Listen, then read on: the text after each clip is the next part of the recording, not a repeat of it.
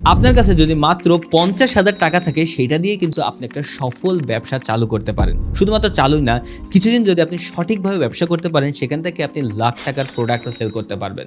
একটা বাস্তব উদাহরণ দিই। আমার এক ছোট ভাই আছে সোহান, সে একটা ব্যবসা চালু করেছে যার নাম হায়াত। সেখানে সে গত মাসে 3 লক্ষ টাকার প্রোডাক্ট সেল করেছে। শুধুমাত্র তাই না, 2 জনের কর্মসংস্থানের ব্যবস্থাও করেছে। আপনি জানলে অবাক হবেন, তার পুঁজি ছিল মাত্র 30,000 টাকা।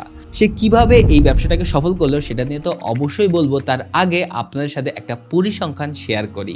বাংলাদেশে চালু হওয়া 70% ব্যবসায়ী বন্ধ হয়ে যায় মাত্র 5 বছরের ভিতরে। তাহলে আপনার ব্যবসাও কি বন্ধ হয়ে যাবে?